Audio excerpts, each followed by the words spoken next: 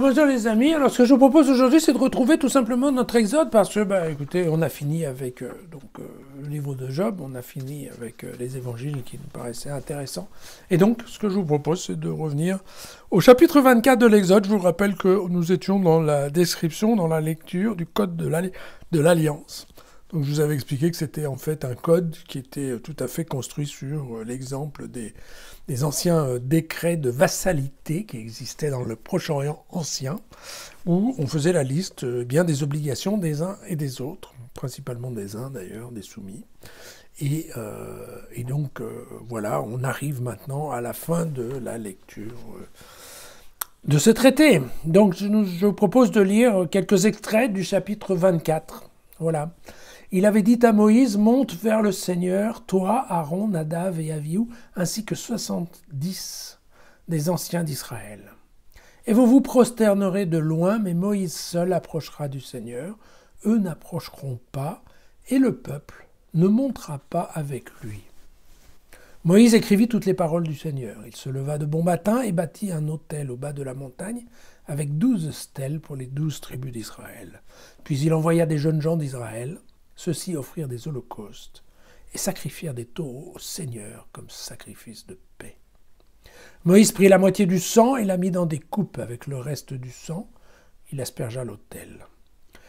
Il prit le livre de l'Alliance et en fit lecture au peuple. Celui-ci dit « Tout ce que le Seigneur a dit, nous le mettrons en pratique, nous l'entendrons. » Moïse prit le sang, en aspergea le peuple. Et il dit, voici le sang de l'alliance que le Seigneur a conclu avec vous sur la base de toutes ces paroles.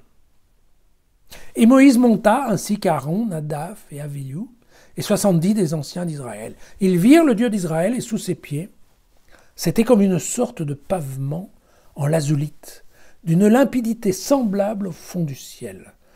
Sur ces privilégiés des fils d'Israël, il ne porta pas la main, ils contemplèrent Dieu, ils mangèrent, et ils burent. Le Seigneur dit à Moïse, monte vers moi sur la montagne et reste là pour que je te donne les tables de pierre, la loi et le commandement que j'ai écrit pour les enseigner. Moïse se leva avec Josué, son auxiliaire, et Moïse monta vers la montagne de Dieu, après avoir dit aux anciens, attendez-nous ici, jusqu'à ce que nous revenions à vous. Mais voici Aaron et Hour qui sont avec vous, et donc celui qui a une affaire, qu'il s'adresse à eux. Moïse monta sur la montagne, alors la nuée couvrit la montagne, la gloire du Seigneur demeura sur le mont Sinaï, et la nuée le couvrit pendant 6 jours.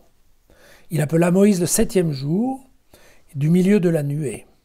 La gloire du Seigneur apparaissait aux fils d'Israël sous l'aspect d'un feu dévorant au sommet de la montagne.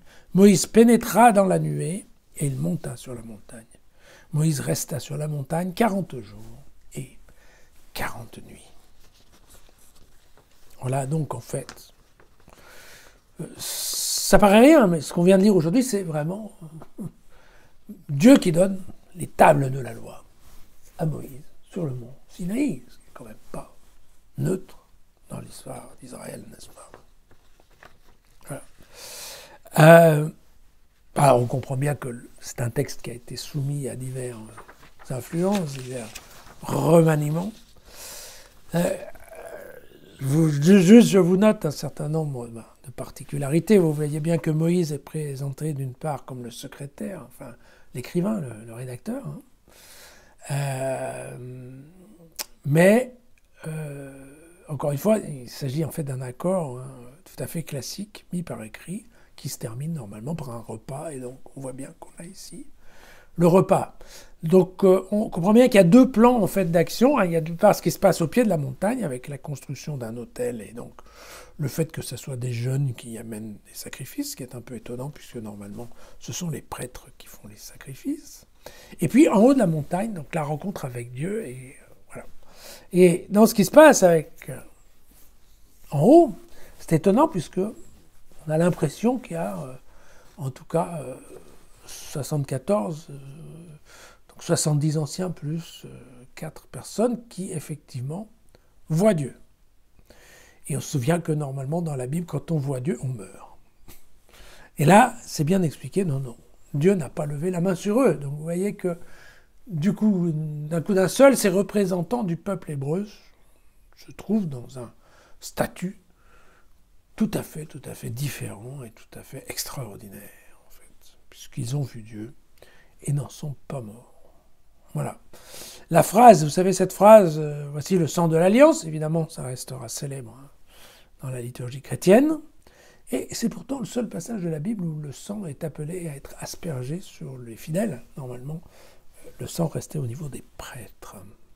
Et bon. Vous voyez que, donc évidemment, vous avez bien compris qu'il y a deux ascensions, la deuxième étant avec José et qu'au milieu, Moïse n'est pas redescendu, et puis vous voyez que là, Moïse aussi, on a un peu de mal à comprendre, savoir s'il reçoit les tables déjà rédigées ou si c'est lui qui va les rédiger, mais bon, c'est pas très grave tout ça. Ce qui est important aussi, c'est de voir que la réponse du peuple à la lecture du Code de l'Alliance, c'est une réponse unanime. Et c'est une réponse unanime de l'agir. Hein. Ils ne disent pas, oui, oui, on y croit.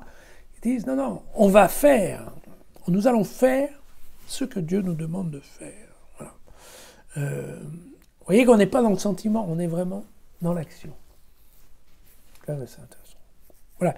Il y a un point de détail qui est aussi assez amusant, c'est la question du support des pieds du Seigneur en lasulite translucide. Pourquoi ? Parce qu'à l'époque, on considérait qu'en fait, le ciel était une structure solide.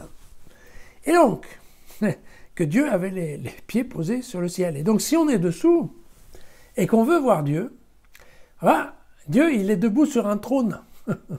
Alors, si le trône, il n'est pas translucide, ben, on voit rien, on voit le trône. Et puis, éventuellement, on voit le ventre qui dépasse. Hein, c'est comme la balance. Mais vous voyez que, donc, en fait, ici, ils sont malins parce qu'ils ont tout de suite parlé que ça devait être en lazulite, qui est, donc, vous savez, une pierre bleue, en fait, hein, et un peu translucide. Mais donc, si c'est un peu translucide, on arrive à voir Dieu, en fait, en transparence, à travers le trône. Vous savez, c'est intéressant parce que ce marchepied, on en parle, il y a d'autres moments de la Bible, ça en Ésaïe 66 aussi, on parle du marchepied de Dieu. Je ferai ton marchepied pour que tes ennemis font... Bon, voilà. Et donc, bon, c'est quand même voilà, un point de détail qui est assez rigolo. Voilà. Quand à la vue de Moïse qui va monter dans la nuée, on a un peu peur qu'il se colle la tête. Mais voilà, pour ce passage, encore une fois, important de la remise de la loi par Dieu au peuple d'Israël. À demain.